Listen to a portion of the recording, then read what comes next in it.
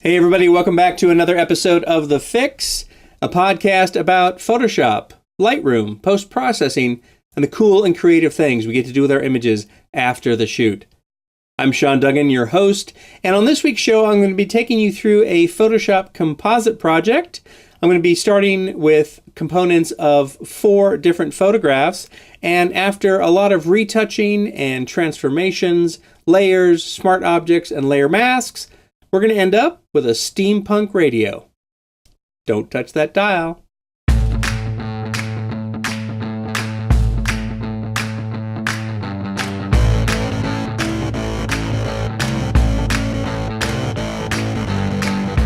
Well, thanks for tuning in and joining me as always. I do appreciate that. So as I mentioned in the intro, we have a project-based show for this week. It's a compositing project. And the cool thing about it is that if you are relatively new to Photoshop or new to compositing and want to learn a little bit more about that, about the basic dance steps of putting together a composite, I think you'll learn a lot in this episode. And even if you already know a little bit about compositing, hopefully you'll be able to pick up some new tips or tricks along the way. I do have a lot of cool techniques and tips to share in this episode involving selections and layer masks and smart objects and retouching, things like that. The other thing about this episode is that it's actually part 1 of a 2-part project. So part 1 is going to be creating this steampunk radio from 4 different images. And then in part 2, I'm going to take that steampunk radio and add it to another image. I'm going to do more compositing, but we're going to have a little bit of a twist in part 2, which is going to be pretty cool. And I'll tell you what's going to happen in part 2 at the end of the episode.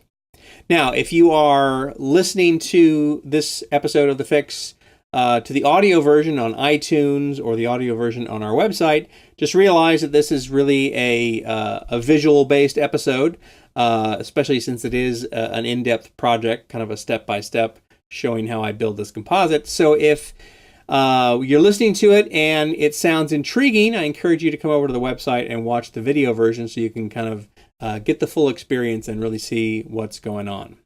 All right, so we have a lot to cover. So without further ado, let's dive on over into Photoshop and get started. Before we get into Photoshop, let's just take a quick stop here in Adobe Bridge so we can take a look at the source images for the composite. And then we'll also take a peek at a finished version of the composite that I have already worked on. So for the front plate of our steampunk radio, we're going to use this back cover of a dictionary from 1898. It's this wonderfully beat up old, it looks kind of like worn leather, but it's actually, I think, a paper. It might be actually a leather coated paper, but has great patina and texture to it. So we're going to use that. And then for the main part of the radio, we're going to use this shot of an old Zenith radio that I took in an antique store with my iPhone as I was passing by. And then I have a couple of other details from other radios. This element right here. And then finally, from a real funky kind of homemade job, we're going to use this dial here in the center. And then in terms of what this is going to look like once we're done, it's going to look something like this, unless I change my mind along the way and decide to do something different, which could happen. So I'll give you fair warning about that. This is where I have been, but who knows if I'm going to do the same thing in this demo that I'm about to do here. So forewarned is forearmed, and forearmed is half an octopus. Good to know. All right, let's close this one down here, and let's go back to Bridge, and let's start out with the cover of the dictionary. The first thing I want to do is straighten out the cover and make it more square. So I'm going to go over to my rulers, which are already visible on the screen here. Now, if those were not visible, you could come up and get them from the View menu and just choose Rulers. The shortcut for that would be Command or Control R. I'm just going to drag in the vertical ruler over on the left to drag out a guide. I'm just going to align that with the top left edge of the book. And let me bring out another guide to align with the right edge of the book. And we'll also do a guide for the top and bottom edge. So this is going to help me see how I need to adjust this. Next, I'm going to get my quick selection tool, which actually is already active here. And I'm going to drag over the cover here of the old dictionary cover to make a selection of that. The nice thing about the quick selection tool is that it automatically places itself into add to mode after you make your initial selection. All right, there we go. That's pretty good. And I'm just going to float that up onto a new layer by choosing the shortcut of Command-J on Mac or Control-J on Windows. Next, I'm going to choose Edit Free Transform, Command-T or Control-T. And I'm going to hold down the Command key on Mac or the Control key on Windows to grab a corner handle here. I'll start in the lower left, and I'll just drag that out to line up the edges of the cover to where it fits and looks straight. That looks pretty good. Actually, the top looks okay. I'm not too concerned about the top. So that looks good. I'll just press Enter to apply that. Next, what I want to do is I want to retouch the lettering that appears on the left side, the alphabet there. I think that looks kind of cool, and I can certainly envision myself using it in some projects. But for this particular project, it just doesn't really fit. So I'm going to make a copy of that side of the cover. So I'm just going to drag a rectangular marquee to define that area, and I'll float that up onto a new layer, Command-J. And let's just zoom up closer here. I'm just going to get my clone stamp tool, use a small brush, and I'm just going to come in and fill these in. So I'm creating a new sample point for each letter here by Option or Alt clicking on the area where I want to copy the data from. Now, the other thing I could try is I could try making a selection of some of these letters. Let's just see how it goes. Like so, and then trying the content-aware fill. So I'll press Shift-Delete or Shift-Backspace on Windows and to bring up the fill dialog, and I'll just choose content-aware. Well, that didn't work out very well. All right, so what's happening here is the edge of that selection on the left is so close to the striping on the left side of the book, and it is looking outside there and copying detail in there, which is obviously not going to work for this. But there is another method we can try that could very well work just as well, if not better. So what I'm going to do is I'm going to make a selection here. I'm going to get my rectangular marquee tool and just drag out a selection of the letters. I'm going to include some of the bottom part of the striping there just for alignment purposes. Now I'm going to take that selection and I'm going to come up to the options bar to select and mask, and I'm going to feather it a bit. Just because I don't want any really hard, obvious edges. All right, that looks good. Click OK to that. And now I'm going to get my selection. And as long as you have a selection tool active, and the cool thing is if you have a selection tool active, which I do now, the marquee tool, you can click inside the selection and drag it out to another location. So I'm going to choose a location right about here because I think that some of these shapes here will line up well with what's going on over on the other side. Let's just sort of check that out again. Yeah, something like that. All right, so just making sure I have the correct layer active where that detail is. If I turn off the bottom two layers, I can see that, yes, I do have detail there. So I'm just going to use the shortcut of Command-J to float up a new layer. And I will get the Move tool and drag it into place. Now I'm holding down the Shift key as I drag with the Move tool, which you can see is constraining the motion there and making sure everything lines up. And let's just come back to there. That looks pretty good.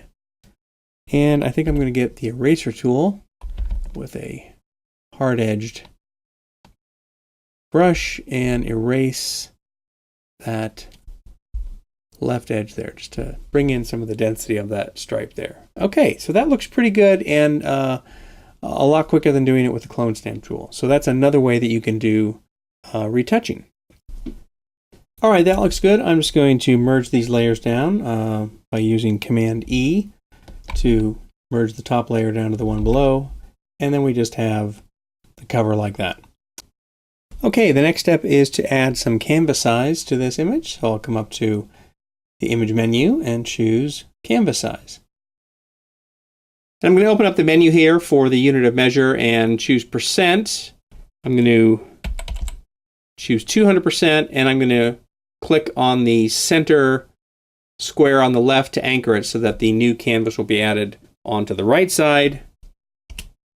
And now what I'm going to do is make another copy of this layer. And the reason I'm making a copy of this layer here is that the background there is the original, which is not been corrected in terms of its perspective.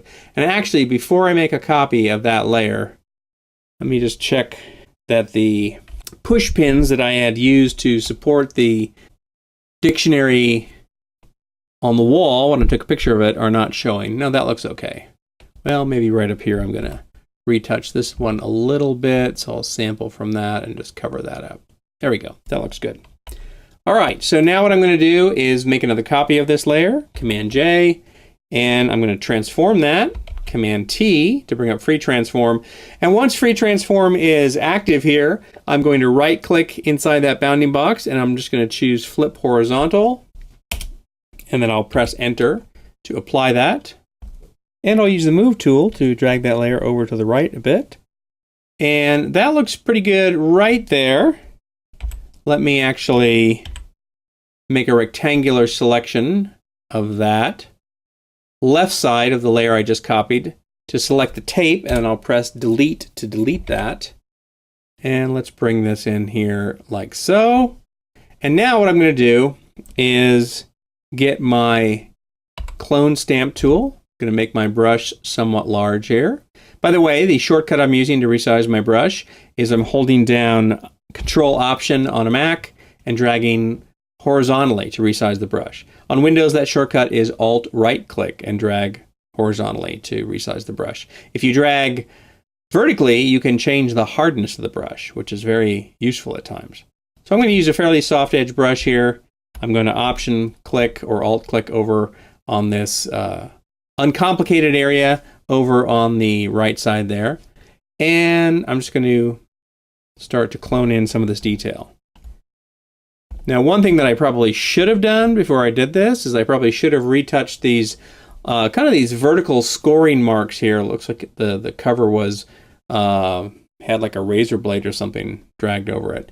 And I'm not going to worry about those too much. I know that the screen or that central part of the radio is going to cover up a lot of this, but I might come in here and just kind of cover up some of those if I want to. Whoops. There we go. And a lot of this kind of fine tuning retouching I can also do a little bit later once I get the other elements in place and once I know what it is that I have to cover up. Okay, let's zoom up a little bit closer so we can see what's going on with the top here. And I'm just going to Option or Alt click there. And I love the fact that with the clone stamp tool you get this overlay, so it lets you precisely line things up. Now if I go too far, it's hard to see the crosshair, but I'm going to start resampling stuff that I already had copied. So there I'm copying that edge again, so let me undo that and let me Option click again, line those up, and then I'm going to stop and Option click one more time to sample again, and then maybe I'll come on this other side and Option click and bring that back if I can get it lined up here. There we go. That looks pretty good for now, and I'm going to worry about any other potential retouching later, although I will come in and retouch this dark splotch here because it's so obvious that it also exists on the other side. And I think I'm going to retouch some of this bottom part on the lower right side just because I don't want it to look too much like a mirror. Again, once I start to get the other elements of my strange steampunk radio in here, we're not going to notice that as much. And let me just come up here and do some of the top. Next, we're going to go over and get the radio element. Before I do that, let me just crop this because I don't need all of this extra space here. And that way it'll make the file a little bit smaller here, just in terms of not having that empty space. All right, so now let me go out and get my radio. We'll bring that one in. So the first thing I need to do is make a selection to define this shape here containing the screen or the dial of the radio. And to do that, I am going to use one of the shape tools. So I'll come down here and I'm going to get the rounded rectangle tool. Up in the options bar for that tool, I'm going to make sure that it's set to path. Now let me just show you what the rounded rectangle tool normally looks like if it has a corner radius here set to about 20 pixels. If I drag this out, you can sort of see what it's doing. It's creating this rounded rectangle, which is what it promises to do. However, we need to have it a lot more rounded than that. So let me actually just get rid of that and undo that. I'm going to come up to the radius, again in the options bar for this shape tool, and I'm going to enter a radius of 800 pixels. Now I know that that works because I figured it out through trial and error earlier when I was trying to figure out, well, how much corner radius do I need to define this shape? So the next thing I want to do is show my guides, because I already have a guide here that I've placed along the vertical center of this shape. And by the way, the shortcut that I just used to show the guide was Command semicolon, or Control semicolon on Windows, of course. And I'm going to position my cursor roughly in the center of this shape and start to drag out. If I hold down the Option key after I start dragging, or the Alt key on Windows, you can see that it allows me to drag from the center outward. And I can define a path that follows this shape very, very closely. So that actually looks pretty good. All right, I'll let go. So now I have a path defining that shape. And what I'm going to do is I am going to come to my Paths panel. And it's called Work Path here. You can see I already have a few other paths. Let's actually make those path thumbnails a bit bigger just by right-clicking down in the empty area of the panel and just choosing large. There we go. You can see I have some other paths that I was using earlier. I'm just going to hold down the Command key on Mac or the Control key on Windows and click on the thumbnail of that path to load it up as a selection. And then I'm going to get my lasso tool and I'm going to hold down the Shift key to add, and I'm going to just add in this top part where there's this kind of this hinge, and I'm going to add that in there as well. Most of that's going to be cropped off in the final version, but I do want to have a little bit of it. All right, so that looks good. I'm going to come up to the Select and Mask button in the Options bar. That will always be there when you have a selection tool active. And go into the Select and Mask space. And I'm just going to feather this a little bit just to take some of the hard edge off of it. I do want it to be hard edge, but not quite as hard edged as it was from the path. So whenever you make a selection that is based on a path, it's going to be very hard edged. And I just want to soften that down just a bit, maybe bring it up to no more than 2 pixels, maybe 1.5, 1.7, something like that, and I'll just click OK. All right, so now I'm going to copy that, Command C, and come over to my main composite image here, and I'm going to paste this down. And while I'm here, let's combine this here. Let's take these 2 layers that define the cover there of the book.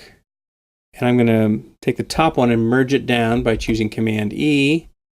And now I can find the center point of that as well. It's probably roughly where this screw is on the top of the hinge, because when you paste something down in Photoshop, by default it pastes down in the center of the document. But I have a little bit of extra canvas space there. So here's a cool trick. If you have the Move tool active, you can come up to the options bar and there is a checkbox here that says Show Transform Controls.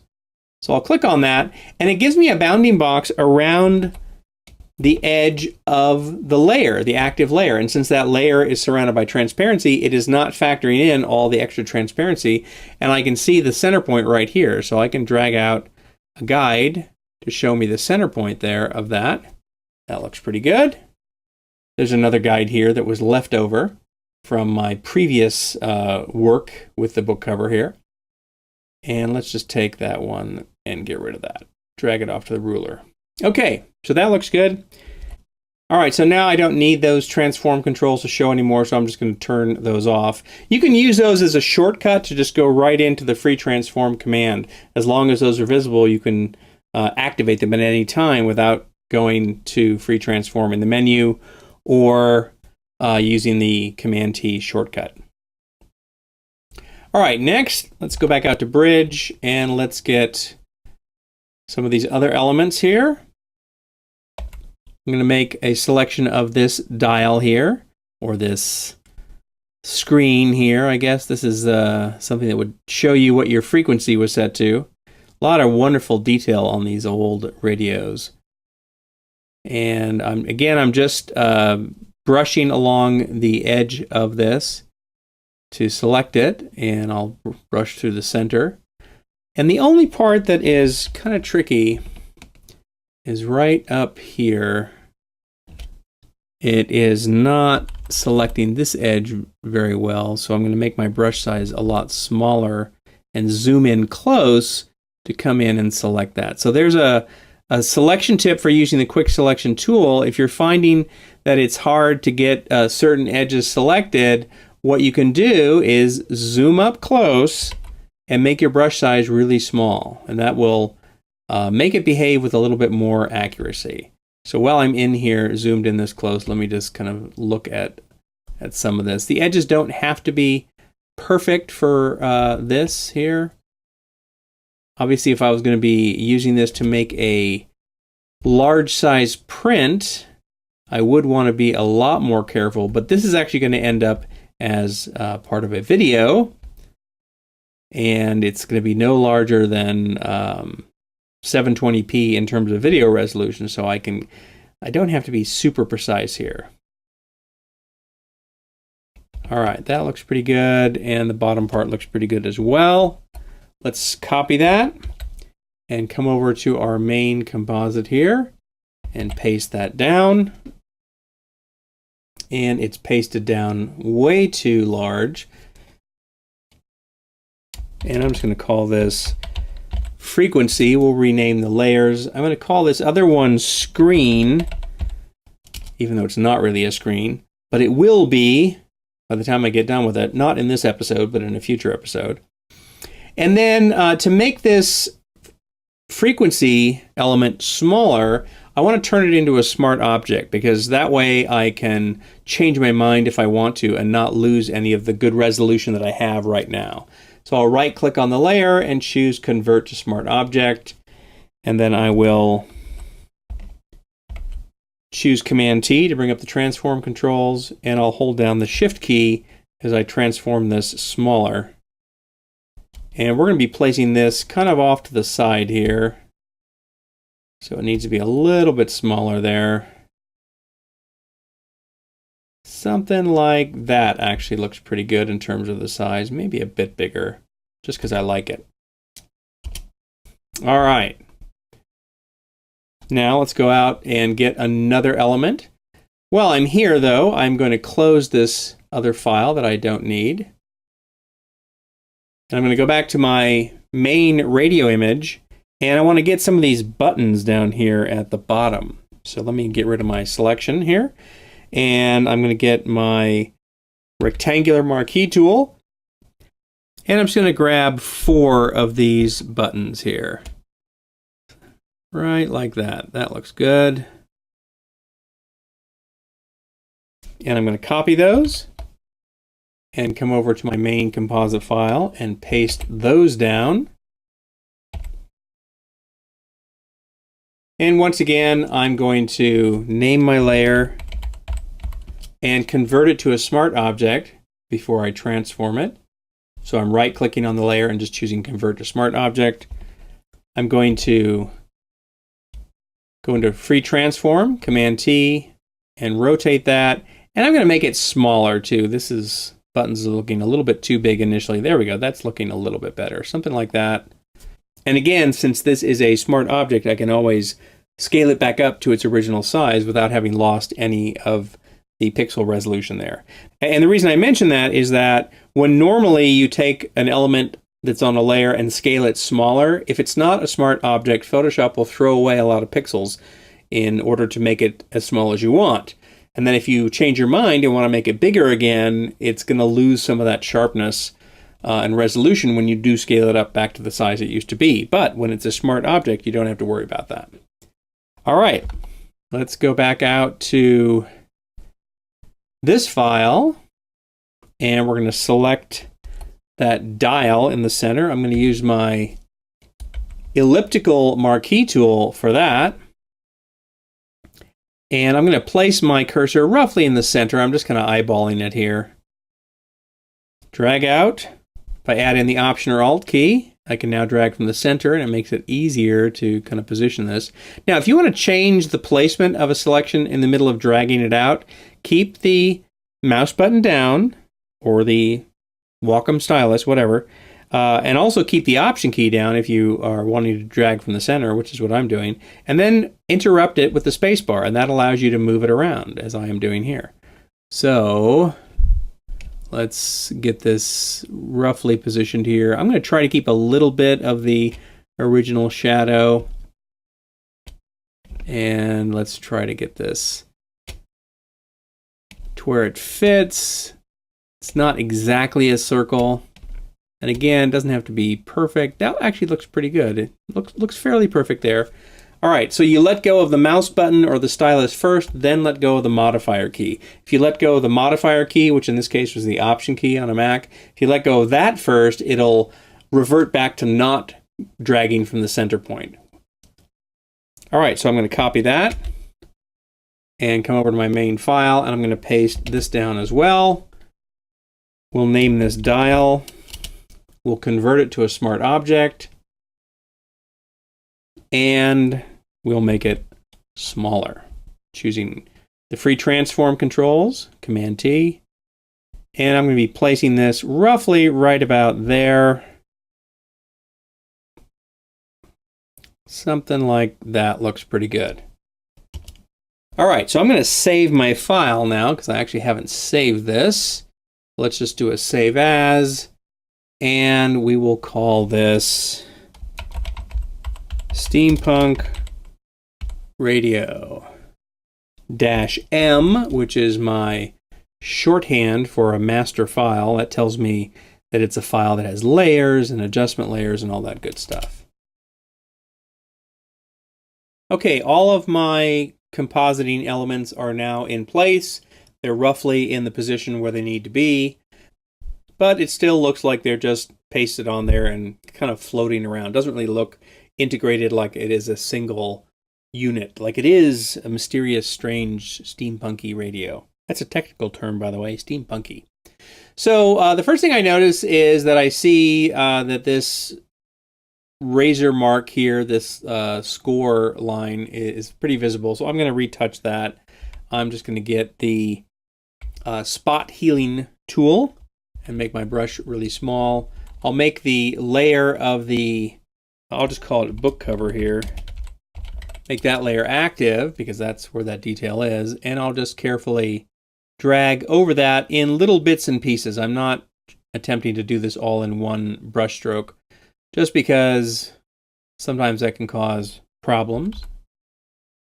All right, there we go. That's all covered up there.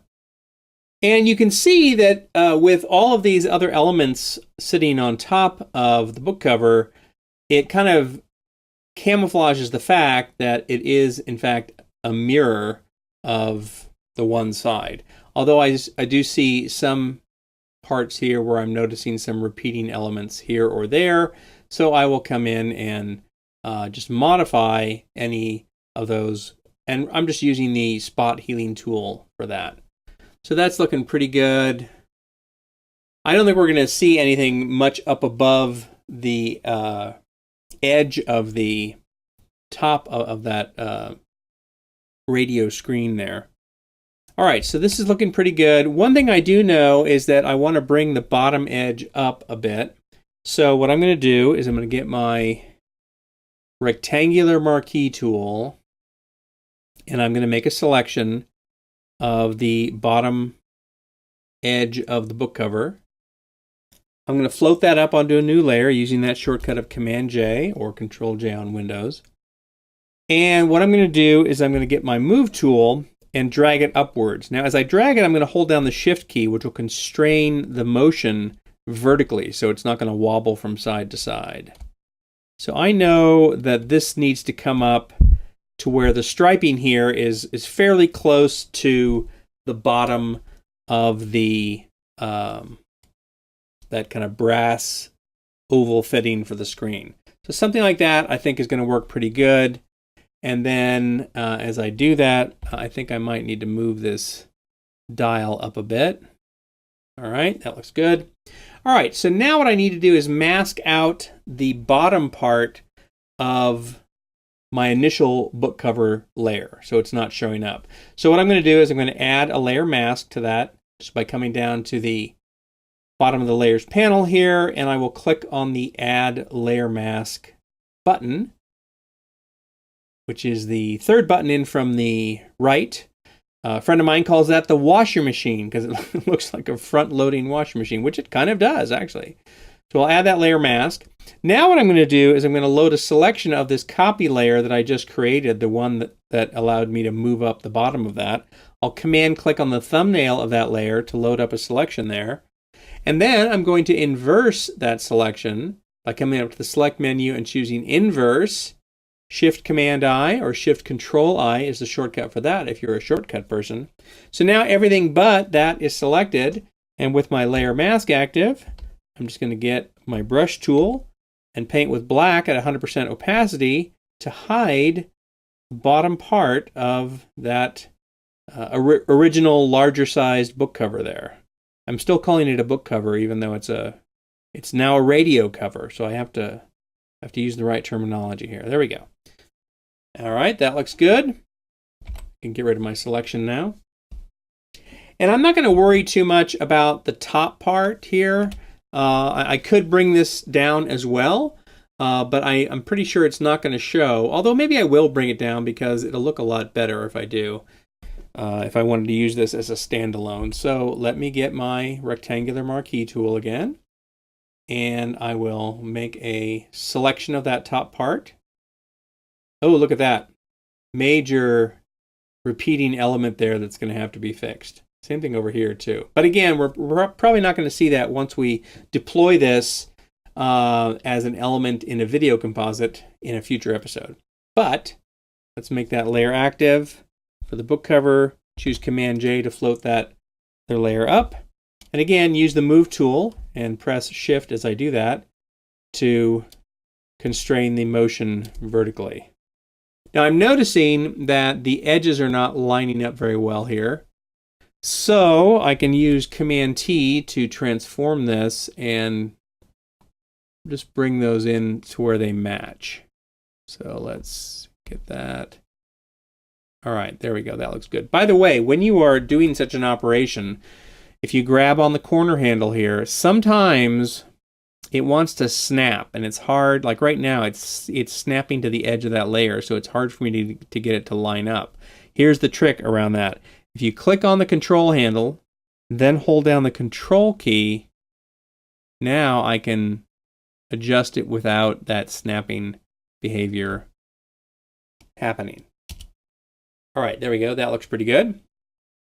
I'm going to do the same thing with this layer that I did with the other layer. I'm going to make a selection of it by holding down the Command key and clicking on the thumbnail of that layer. I'll inverse it. And I'm going to make the layer mask of the main book cover active. And with my brush tool, I will come in and paint out the top part so that we end up with a much slimmer and more rectangular oriented shape than we had before. And now what I need to do is modify these two layers because there's a little bit of a hard edge that is showing up in some places here where it's pretty obvious that I have this hard edge. So I need to modify that. These layers can actually be on one layer, so I'm going to merge these down. So I've got the bottom one active here, the one's called layer 1. And I'll just choose Command E or Control E on Windows to merge that to the layer immediately beneath it. And I'll add a layer mask to that. And I will now paint with black to camouflage that hard edge. So down to the bottom here, you definitely need to do a little bit more work on that one. This one is actually working pretty good there. All right, so there we go. That looks pretty nice, the way that that is coming together. I'm going to save that. And let's give this layer a name. I'll just call that new top and bottom edge. Okay, so now that we have that put together, it's time to integrate these elements a little bit more to make it look like they're really kind of set into this old leathery cover here. So actually, before I do that, let me make the buttons layer active and let me make that smaller. So I'll choose Command T for free transform and hold down the Shift key to scale this proportionally and just make those buttons a bit smaller. There we go, that's looking better. They were just looking a little bit too big before. I'm going to temporarily turn off the frequency layer so we don't see that. And I guess I'm going to turn off the dial layer as well. I'm just going to work with the screen layer and the buttons layer for now. So what I want to do is create a bevel and emboss effect so it looks as if this screen is really kind of inset into the leather, or rather maybe the leather is kind of overlaid on top of it. So it really looks like it's integrated into it. So to do that, what I'm going to do is I'm going to make a copy of the two layers that are now comprising the book cover. Or maybe let me rename that layer. Let's just call it radio cover, which doesn't really make much sense, but we'll call it a radio cover here. And I'm going to turn off all the other layers so we just see that. And of course, I can see here now that I've got some other parts where the scoring is showing up there, but that doesn't really matter because none of this is going to show in the final composite. So I'm not even going to worry about retouching that. What I'm going to do is I'm going to make a brand new layer based on the current layers that are visible. And right now there are only 2 layers that are visible in my composite.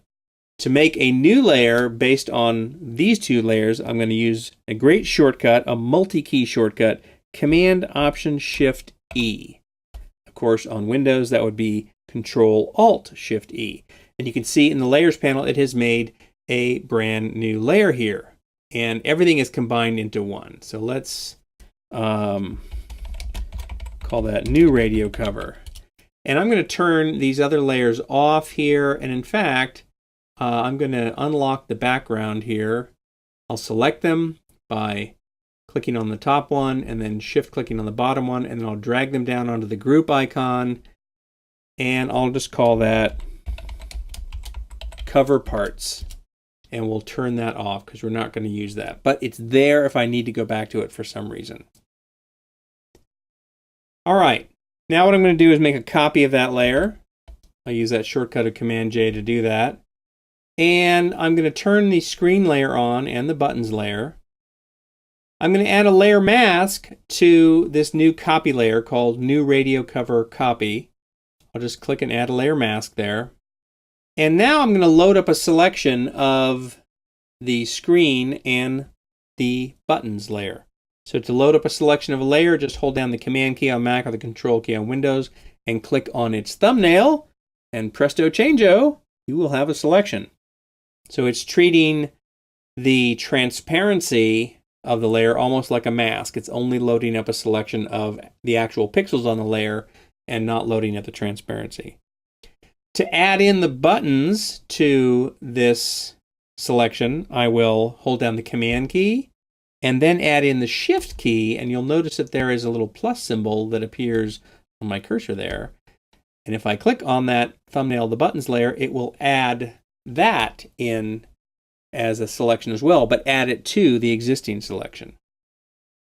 All right, now I'm going to make that layer mask active for the new radio cover copy layer, and I'm going to fill that with black. Now, black already happens to be my foreground color, so I'm just going to use the very useful shortcut of Option Delete on a Mac to load that up, and now I can get rid of my selection.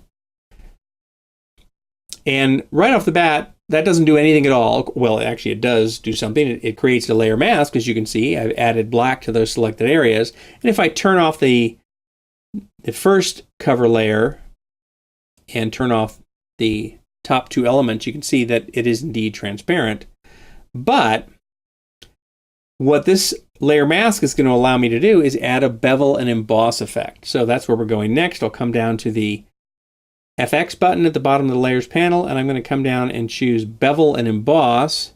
And right off the bat, you can probably see that there is this nice bevel effect that's been added. Let me just turn the preview on and off, and you can see how that's been added. Now, it's also been added to the outside of the layer as well, which is not really what I want. But we'll fix that here in a second. Actually, if I set the direction to down, it works pretty good. So maybe I'll just leave it set to down. And what I'm going to do here is play around with a few settings. First is the size, and you can see I can make the bevel much larger or smaller. I just want it to be a hint of a bevel, such as you might expect to see on, a piece of leather work. Something like that looks pretty good. Right now I'm set to 13. That's looking pretty good. And then I can also choose to soften it if I want to. In this case, I don't think softening is doing too much. I do want to have it fairly hard, so I'll leave it set to about 4, I think. I can play with the depth setting, which sort of makes it look like it's set in a little bit deeper.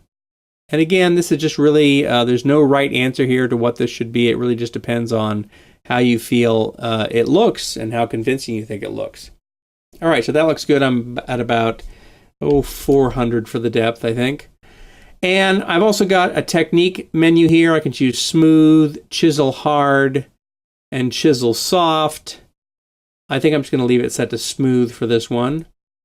And I also have the angle here of light. So to adjust that, I think what I'm going to do is try to look at what's happening in the actual image. So the main clue that I have here is I have a really bright highlight on the left side of this brass element here. So I want to maybe have it to where it looks as if the light is coming in from the left side and shining over towards the right side. So something like that looks good. My angle here is at -31. I can always change that later. But right now that looks pretty good. I'll just click OK there. And that is my first stylization that is going to make this composite look a little bit more integrated. Next, I'm going to turn on the frequency, and I'm going to add a drop shadow to that. So I'll come down to FX and choose drop shadow. Actually, let's zoom up close so we can see that a little bit better here before we get into it. Let's go up to 100%. So I'll go down to FX and choose drop shadow. And right now, global light is not turned on. So if I turn on global light, it'll put the shadow to be the exact same as is being used for the bevel and emboss. That may or may not be okay, depending on the effect you're looking for. And in fact, on this particular element, I don't think it's working very well. So I'm going to turn global light off there. And I just want to have that shadow showing up a little bit, on the bottom edge there, something like that. There we go. That looks good. And I'm just going to leave it set to the way it was here, which is a size of about 13, maybe 14. The distance is also 13 or 14. But you can see how that adds a little bit of a shadow, and it really helps kind of just sell the composite a little bit more. All right, that's good. And let's actually do another couple of things with the frequency screen here, or the frequency indicator. And that is, I want to add a couple of more screws. So what I'm going to do is I'm going to double click on the frequency smart object, because in order to do retouching, I can't retouch on a smart object. I have to open it up and retouch on the embedded file that actually makes up the smart object. So I'll double click on that. And now what I can do is make copies of these top two screws. So I'll get my elliptical marquee tool, and I'll just make a selection of that screw and its shadow. The shadow is very important, got to have that. By the way, when I made this selection, I put my cursor in the middle of the screw, started dragging out, and then I held down the Option or the Alt key, which allows me to drag from the center, and it just gives me a little bit more of a convincing selection of this screw than just trying to kind of drag it out from the corner. So I'll copy that by choosing Command J to float it up onto a new layer, and I'm going to move this down here. There we go. And I'm going to rotate it a little bit, I think. So I'll choose Command T and just kind of rotate it this way just a bit, so it's not pointing in exactly the same direction. I'm going to come over to the other screw up here in the upper right, do the same thing, make an elliptical selection of that. Choose Command J to float that up to a new layer and bring this down onto this side here. Again, I'm going to rotate that, something like that maybe. Now that one needs to have some fine tuning done to it because it's a little bit rough there along the edges. So I'm just going to get the eraser tool and erase some of that shadow there so it shows up. This is going to be really small in the final composite, so I'm not too worried about it. So I've got these two separate layers. I'm just going to leave those there. I'm going to close this file. Now the cool thing here in terms of working with a smart object, this is a smart object. So when I opened it up, I had my embedded file here, the frequency dial, but now I have two other files that create a different effect here by moving these screws around. And if I close this and save it, it will update the smart object that is in the main composite. So you can see here that I have those changes that have been added there. So that's working out pretty good. And it also looks a little bit, I think, more plausible here that there would be a couple more screws there. All right, let's move on to bringing up the dial. And for the dial, I'm just going to copy the layer style that is on the frequency indicator. So if I just right-click on the frequency layer here in the Layers panel, I can choose to copy the layer style, and then I can come over here to the dial layer and right-click and choose Paste Layer Style, and that gets pasted down. Now let me actually undo that, because here's another way you could do that. If you hold down the Option key on Mac or the Alt key on Windows, you can then drag this little FX symbol up to another layer, and it will also copy that layer style. So that way I've got the exact same layer style, and if I turn this on and off and we take a look at this dial here, yeah, you can see that that really works to, again, help sell the composite a little bit more. It just looks a little bit more convincing that that dial is actually placed on top of the case. So what we have here now is two different effects. We have the dial and the frequency indicator, which are on top of the leather face of the radio, and they are casting a slight shadow. But the main radio screen and the buttons over on the left are more set into the leather cover. So that is our basic effect that we have going here. Let me just save this file. So for the moment, we are done with this composite, at least for now. Remember, this is a two-part project, but where we stand now is we have our basic steampunk radio. put together. Everything is done with layers and layer masks, smart objects, layer styles. So everything is editable and flexible. So if we want to make any changes to any of these elements, we can, and it's very easy to do so. So even though it does look kind of flat and 2D right now, although we do have some, quasi three-dimensional styling added courtesy of the drop shadow and bevel and emboss layer styles that we added to some of these elements. Even though it looks, somewhat flat now, we're going to integrate this into another image, a video image, and it's going to look a lot more three-dimensional once it gets into that other scene. And that other scene I actually have set up right behind me back there on the table back there. I'm going to be shooting some video with my iPhone of that desk setup, and we're going to take this composite and integrate it into that scene. So to give you an idea of what's coming up in part 2 of this project, which is going to come up in a couple of weeks, here is a look at some video clips. There is the straight scene there, shot on the desk, and then here it is integrated in with the radio that we just created in this episode. So for the conclusion of this project, it's going to be some more compositing, but this time it's going to be a video composite. I'm going to be taking some still elements, including the composite of the Steampunk radio that I made in this episode, and I'm going to be integrating it into a scene that I'm shooting on the desk back there, and integrating it into that scene, as well as bringing in a couple of other video clips. So we're going to have at least 2 video clips and some still elements, and we're going to create an entirely new video clip. It's going to be pretty cool. I'm going to cover a lot of really interesting stuff, including working with video layers, turning video layers into smart objects, transforming video layers, replacing the contents of a smart object video layer, as well as using adjustment layers to kind of tie everything together. So that is what is on tap for the conclusion of this project. And once again, that'll probably be coming up in about 2 weeks, maybe 3 weeks tops. It really depends on how things shake out with the schedule of guests that I have lined up. But I hope that you found this to be useful and enjoyable stuff. I hope you learned something. I hope you learned several things, actually. Listen, if you want to subscribe to TheFIX, head over to our website, thisweekinphoto.com/TheFIX.